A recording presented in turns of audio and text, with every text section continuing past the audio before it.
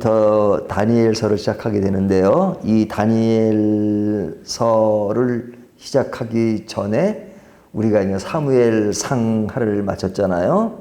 이 사무엘 상하와 다니엘서는 그 시대적으로 차이가 많습니다.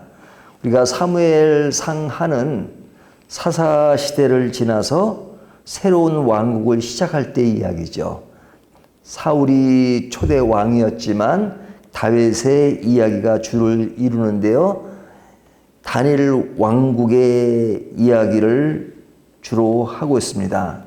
이 다니엘 왕국이라고 하는 것은 다윗부터 또 솔로몬까지 이어지죠. 이것이 이제 다니엘 왕국의 그 시대를 이뤄가다가 그 이후에 나라가 이제 두 개로 나눠집니다. 그래서 이제 그 나눠진 그 시대를 분열 왕국이라고 하는데요. 그 분열 왕국 시대의 이제 위쪽은 이스라엘이라고 하고 아래쪽은 유다라고 합니다. 근데 이제 이스라엘은 그 여로보암 왕으로부터 시작하고 유다는 솔로몬의 아들인 그 르호보암서부터 그 왕족이 시작됩니다. 그래서 유다는 하나의 왕족이에요. 그래서 마지막 왕까지 이제 20명의 왕으로서 이제 유다가 딱 이어집니다. 솔로몬의 아들 르호보암부터 시작해가지고 마지막 쭉 해서까지 그 20명의 왕으로 이어집니다. 하지만 이제 이스라엘은 그 왕조가 9번이나 바뀌어요. 9번이나 바뀌고 왕은 19명으로 마치게 됩니다.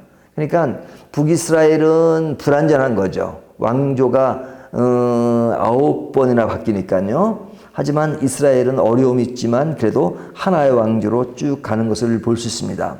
그러다가 이스라엘은 주전 722년에 아수르에게 망하고 유다는 그로부터 136년 후인 주전 586년에 바벨론에게 망합니다. 이것이 이제 그 이스라엘과 유다의 역사인데요. 사무엘 상하가 이루어지는 그 다니엘 왕국서부터 다니엘서가 시작될 때까지는 굉장히 긴 시간이 지난 거죠. 그래서 이 다니엘서는 유다가 망하기 한 20년쯤 전부터 멸망의 길로 들어서기 시작하는데요. 그때 왕이 누구였냐면 여호아스, 그 다음에 여호야김, 여호야긴, 그리고 이제 시드기야로 마치게 됩니다.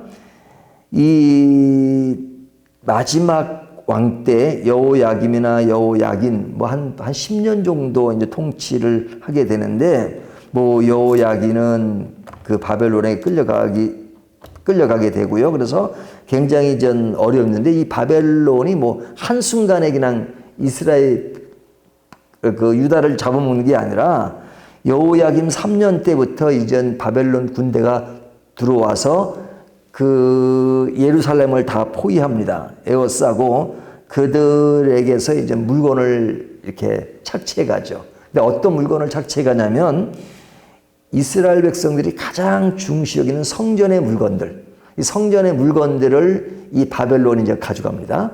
가져가서 자기들의 신전에 갖다 놓죠. 이것이 이제 오늘 본문 2절에 나오는데요. 주께서 유다 왕 여호야김과 하나님의 전 그릇 얼마를 그의 손에 넘기심에 그가 그것을 가지고 신할 땅 자기 신들의 신전에 가져다가 그 신들의 보물 창고에 두었더라. 그러니까 성전에 있는 그 기구들이죠. 그런 것들을 가져다가 자기 신전에 두었다. 이렇게 오늘 본문이 이야기하잖아요. 이것은 뭐냐면 그 당시 사람들은 그 이스라엘의 성전에 있던 것을 자기 신전에 놓았던 것은 자기들이 믿는 신이 이스라엘의 신보다 더 우월하고 위대하다 하는 것을 드러내는 거죠.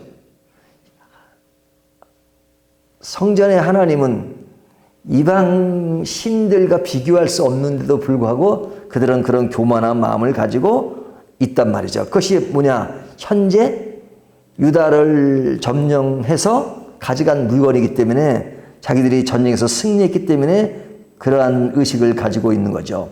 뿐만 아니라 그 유다의 인재들을 뽑아갑니다.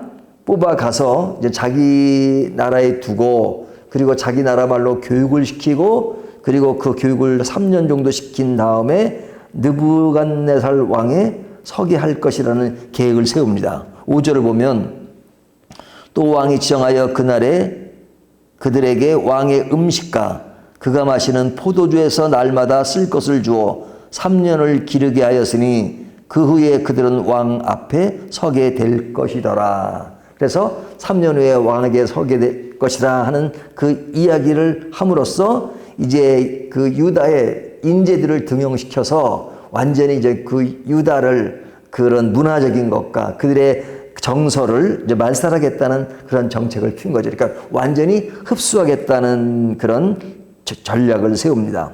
그래서 이제 그 인물들이 나오는데 그 인물들이 6절에 보면 그들 가운데는 유다 자손 곧 다니엘과 하나나와 미사엘과 아사라가 있었더니 여기 4명의 사람들이 나오죠.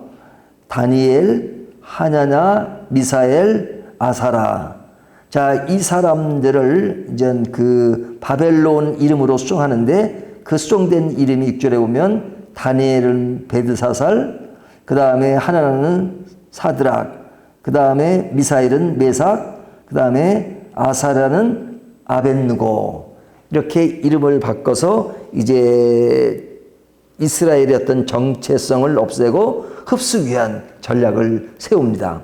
자, 이런 내용이 이제 오늘 본문에 나오는 내용인데요.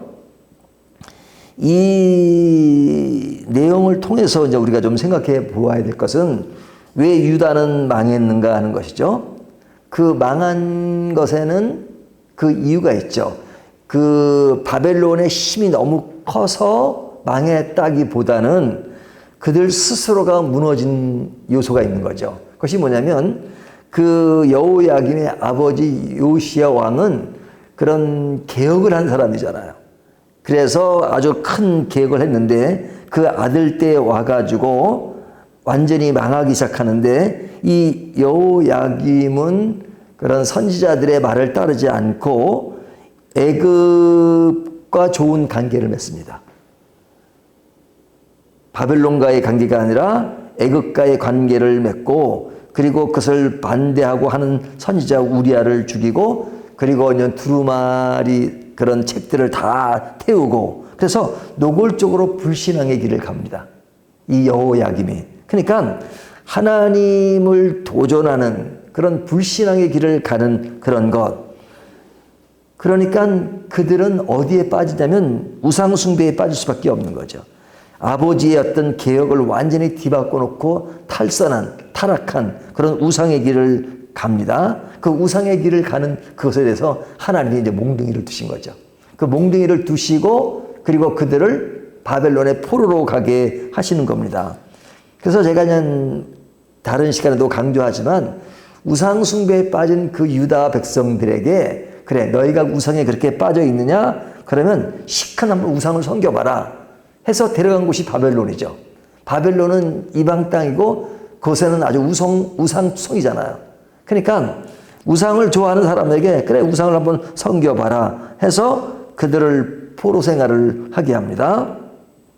그러니까 그들이 불신앙으로 감으로 말미암아 유다는 바벨론에 의해서 망했다기보다는 스스로가 무너져 있는 것이죠. 하나님을 불순종하고 타락한 길을 간 것. 자, 이런 상황에 이제 포로로 사람들이 끌려가고 그 중에 아까 이야기했던 이 4명의 사람도 끌려가게 됩니다. 자, 이들이 끌려갔지만 이들은 그래도 신앙생활을 바로 했던 사람들이에요. 신앙생활을 바로 했던 사람들이지만 자기 민족이 잘못된 것에 의해서 끌려가는 것에 그들도 끌려갈 수밖에 없는. 그러니까 나라가 탈선해도 그중에 신앙을 지키고 믿음을 지키는 사람이 있잖아요. 그 믿음을 지키는 사람은 그러면 그 징계에서 빠지느냐? 그렇지 않죠.